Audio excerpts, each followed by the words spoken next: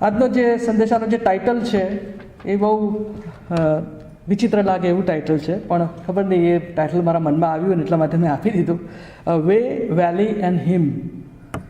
અને પહેલી બાબત જે આપણે જોઈ કે ઘેટા પાળકને માટે,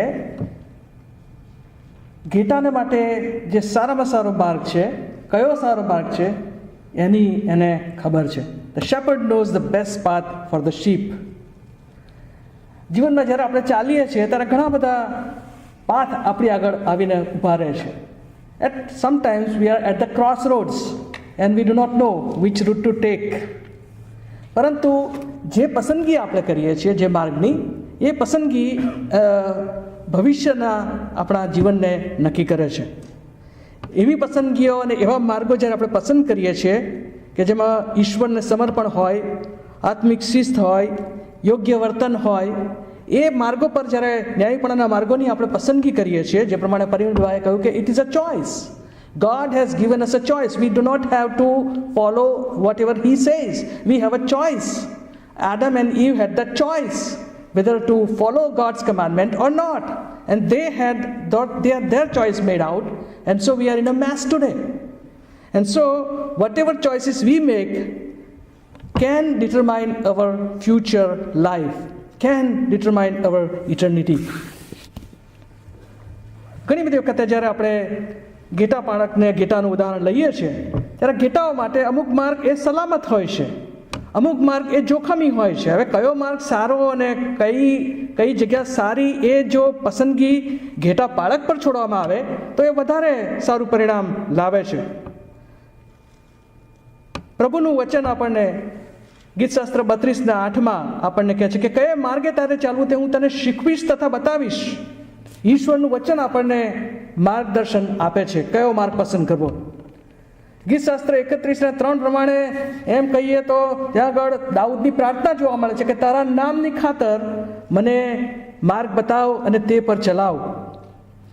યશાયા 40:27 ત્યાં આગળ યશાયા પ્રબોધક કહે છે કે આપણો માર્ગ ક્યારે પણ ઈશ્વરથી સંતાડેલો હોતો નથી. He knows our ways. He knows our ways in the past. He knows our ways in the present. And He also knows our ways in future. અને જો ઘેટાની ઉપર એ પસંદગી છોડવામાં આવે તો ઘણી વખતે એ લોકો જે સ્થળ ઉપર એ લોકો ચરતા હોય છે, જે બીડની અંદર, એને એટલી હદ સુધી એ લોકો ખાયા કરે ઘાસને કે એનું જે મૂળ છે ઘાસનું એને એ લોકો ડિસ્ટર્બ કરી નાખે છે, ખાઈ નાખે છે. અને પછી પરિણામ શું આવે કે મૂળ જો રહે નહીં ઘાસનું, ત્યાં બીજું ઘાસ ઊભું થાય જ નહીં. અને એટલા માટે ઘેટા પાળકને ખબર હોય છે કે ક્યાં સુધી એમને ચરવા દેવા અને ક્યારે એમને બીજી જગ્યા ઉપર લઈ જવા. એ રીતે ઈશ્વર આપણને દોરે છે. પ્રભુનું વચન કહે છે કે આપણે સર્વ ઘેટાની પેટે ભટકી ગયા છે, દરેક પોતપોતાના માર્ગે વળી ગયો છે. માટે જ ન્યાયીપણાના માર્ગે ચાલવા માટે આપણને ઉત્તમ ઘેટા પાળકની જરૂર છે. અને આપણો આ જે ઘેટા પાળક છે એવો નથી કે દંડો લઈને એ આપણી પાછળ ચાલીને આપણને કહે કે આ માર્ગમાં જા, આમ ચાલ, આમ કર કે તેમ કર, પરંતુ એ આપણી આગળ ચાલે છે. યોહાનની સુવાર્તાના 10મા અધ્યાયમાં ત્યાં લખવામાં આવ્યું છે ઉત્તમ ઘેટા પાળક વિશે કે એ આપણી આગળ ચાલે છે અને ઘેટા તેની પાછળ તેનો સાથ સાંભળીને ચાલે છે. પ્રભુનું વચન કહે છે કે આપણો ઘેટા પાળક આપણે માટે નમૂના સમાન છે. 1 પિતર 2 અધ્યાય 21મી કલમમાં કહે છે કે દુઃખ સહન કરવા માટે તમને તેડવામાં આવ્યા છે, કેમ કે ખ્રિસ્તે પણ તમારે માટે સહન કર્યું અને તમે તેને પગલે ચાલો માટે તેણે તમને નમૂનો આપ્યો છે. He is our example. He has gone that way. He knows the way. And so it is safe thing to assume that when we accept His authority and His lordship in our lives, we are on the safe path. We are on the path of righteousness. અને પ્રભુ ઈસુ ખ્રિસ્ત તેમના વચન દ્વારા, પવિત્ર આત્મા દ્વારા અને દૈનિક શિસ્ત દ્વારા આપણને દોરવણી આપે છે. ઘણી વખતે જગતના આકર્ષક લાગતા માર્ગો પર જવાનું આપણને પરીક્ષણ આવે છે અને આપણે ભટકી જઈએ છીએ.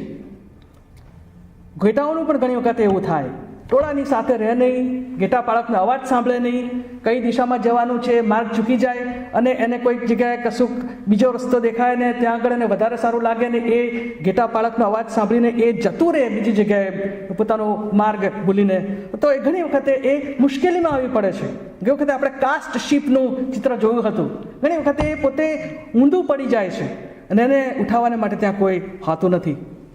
અને જ્યારે આપણે ઈશ્વરને, પ્રભુ ઈસુ ખ્રિસ્તને આપણે જ્યારે આપણા ઘેટા પાળક બનાવીએ છીએ, એમની વાણી સાંભળીએ છીએ, એમની પાછળ ચાલીએ છીએ, ત્યારે દરેક માર્ગો આપણે માટે સલામત બની રહે છે. બીજી બાબત, મરણની છાયા અને ખીણ જે શબ્દ અહીંયા વાપરવામાં આવ્યો છે, બીજો જે ભાગ છે વચનનો, મેં કહ્યું છે કે the valleys become comfortable with his presence. જો પ્રભુની હાજરી આપણી સાથે હોય તો ખીણો પણ આપણે આસાનીથી પસાર કરી શકીએ છીએ. અત્યાર સુધી આજે કલમો 1 થી 3 કલમો વાંચ્યું, એમાં એ ઘેટા પાળકની સંભાળ વિશે દાઉદ ગીતરસ લખે છે. પરંતુ જ્યારે આપણે 4થી કલમમાં આવીએ છીએ ત્યારે એ પોતે જાણે કે ઘેટા પાળકને સંબોધીને કંઈક કહી રહ્યા છે. ત્યાં આગળ કહે છે કે તું મારી સાથે છે, તારી લાકડી તથા તારી છડી મને દિલાસો દે છે. ઘણી બધી વખતે આપણે એવું વિચારીએ છીએ અને કેલેન્ડરમાં આપણે ચિત્રો જે છે વેલીઝના, right, valleys are beautiful places for the photographers. It is true. But for a sheep, valley can be a place of danger. It could be a dangerous place for the sheep because predators lurk in the valleys. Natural dangers like rock slides and flash floods occur in valleys. So sometimes they are also known as valleys of death. દાઉદને આ મરણની ખીણની પૂરેપૂરી ખબર હતી.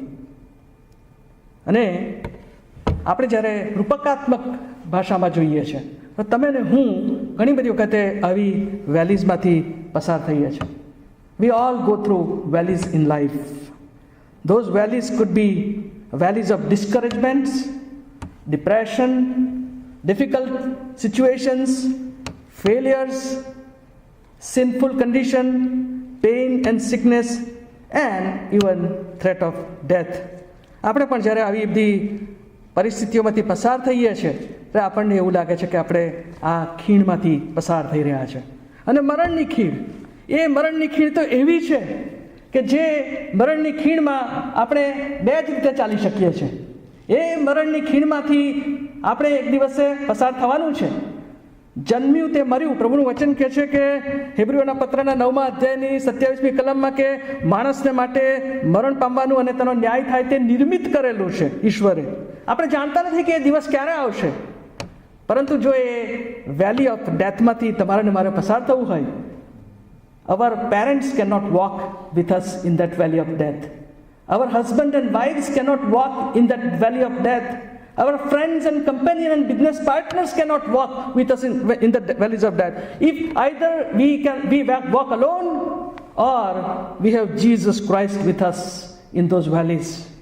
મરણની ખીણમાં જ્યારે ઈશ્વર આપણી સાથે હોય છે, પ્રભુ ઈસુ ખ્રિસ્ત સાથે હોય છે, ત્યારે એણે વચન આપ્યું છે આપણને કે જુઓ, જગતના અંત સુધી હું તમારી સાથે છું. I will be with you always till the end of the earth. અને અહીં આગળ આપણે જોઈએ છીએ, નાના બાળકો આપણે હતા ત્યારે આપણને ઘણીવાર એવું લાગતું હતું કે આપણે બહુ મોટા થઈ ગયા છે, right? We can take care of ourselves. We don't need our parents to be with us. Oh, we are big enough. Oh. But what happens when thunderstorms rolls in and we see those big lightnings happen in the sky? તરત શું કરીએ છીએ આપણે? તરત જ આપણે આપણા માતા પિતાને શોધીને એમની હાજરીમાં જઈને સલામતી અનુભવીએ છીએ. It is the same thing. We always need our heavenly shepherd to take care of our lives. When we are facing these difficult situations in life, when we are going through valleys, we need the shepherd's presence with us. We need to run to him. We need to cling to him. We need to go to him for strength and for direction and for comfort. પ્રભુના એક સેવકે કહ્યું છે કે you can only be close to the Lord at death if you are close to him during life. જો તમે જિંદગી દરમિયાન, જીવન પર્યંત તમે જો ઈશ્વરની નજીક રહ્યા હશો તો મરણ વખતે પણ તમે ઈશ્વરની હાજરીનો અનુભવ કરી શકશો. Peace is not determined by the absence of valleys, but by the presence of the caring shepherd in the valleys. ખીણોની ગેરહાજરી, મુશ્કેલીઓ અને પ્રશ્નોની ગેરહાજરી એ ખરી શાંતિ નથી. પણ ખરી શાંતિ કઈ છે આપણા માટે? કે હું જ્યારે ખીણોની પરિસ્થિતિમાંથી પસાર થઉં છું ત્યારે મારો પ્રભુ, મારો પાળક મારી સાથે ચાલે છે. He is with me. Nobody can be with you when you are going through the valley of death, but only Jesus Christ can be with us. But for that to happen, we must live close to him before we enter in the valley of death. ત્રીજી બાબત, પ્રભુનું વચન કહે છે કે તારી લાકડી તથા તારી છડી મને દિલાસો દે છે. જ્યારે ગેટા પાળક ગેટાની સંભાળ લે છે, મિડલ ઇસ્ટના કોન્ટેક્સની અંદર આપણે જોઈએ તો ત્યાં આગળ એની પાસે બે પ્રકારની લાકડી હોય છે. એક તો ત્યાં આગળ શબ્દ વાપર્યો છે લાકડી, અને પછી બીજો શબ્દ વાપર્યો છે છડી. હવે હિબ્રુ ભાષાની અંદર, મૂળ ભાષાની અંદર ઘણી બધી વખતે લાકડી અને છડી માટે મેટાઓ એવો શબ્દ વાપરવામાં આવે છે. MATTAW. It is interchangeably used for rod and staff. પણ લાકડી જો તમે જુઓ, અહીંયા આગળ જે તમે ચિત્ર પાછળ જોઈ શકો છો બેકગ્રાઉન્ડની અંદર જે મેં મૂક્યું છે અહીંયા પાવર પોઈન્ટની અંદર, એમાં જે લાકડી છે એ બહુ જ અણિયાળી અને થોડી જાડી અને લાંબા વાંસ જેવી હોય છે. સામાન્ય રીતે એ લાકડીનો ઉપયોગ એ ઘેટાના રક્ષણ માટે ઘેટા પાળક કરતા હોય છે. એ ઘણી વખતે એના માટે શસ્ત્ર તરીકે એનો ઉપયોગ કરે છે.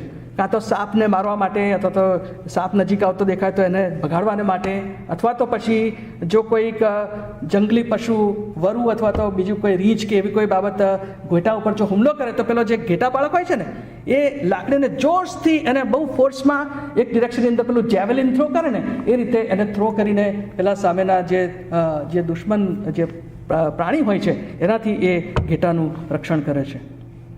ઘણી વખતે એ લાકડીનો ઉપયોગ એ ઘેટાને ભટકી જતા, માર્ગમાંથી ભટકી જતા અટકાવવાને માટે પણ એ કરે છે. એને શિસ્તમાં લાવવાને માટે પણ એ ઉપયોગ કરે છે. આપણો પ્રભુ, આપણો ઘેટા પાળક શૈતાન શત્રુઓના હુમલાઓથી પણ આપણું રક્ષણ કરે છે. He has given us a protection against the attack of the enemy, the devil, and his protection is his word.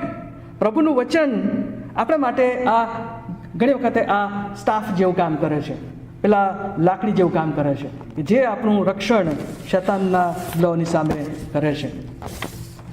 અને પછી બીજી પ્રકારની જે લાકડીની વાત ત્યાં કરવામાં આવી છે તો છડી. છડી એટલે સામાન્ય રીતે એ આગળથી વળાંકવાળી એક નાનકડી લાકડી હોય છે. એ પાતળી હોય છે, એટલી બધી જાડી નથી હોતી. પણ આ જે છડી છે એ ઘણી વખતે એનો ઉપયોગ ઘેટાને માર્ગમાં દોરવા માટે, અને કોઈ વખતે ઘેટું જો ઝાંખરા કે કાંટામાં ફસાઈ જાય કે કોઈ પાણીમાં ડૂબી જતું હોય તો એને ખેંચી નાખવા માટે એનો ઉપયોગ કરવામાં આવે છે.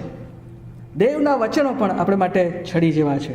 આપણે જ્યારે ભટકી જઈએ છીએ ત્યારે પ્રભુ આપણને પાછા દોરી લાવે છે એના વચનોની મારફતે. God's word is like the staff. They guide us along the path.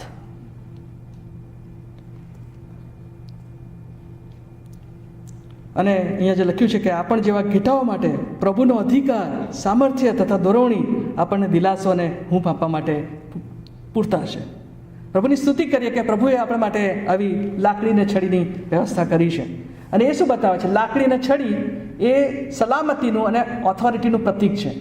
Right? It gives us confidence to the sheep that my shepherd is with me and we are safe.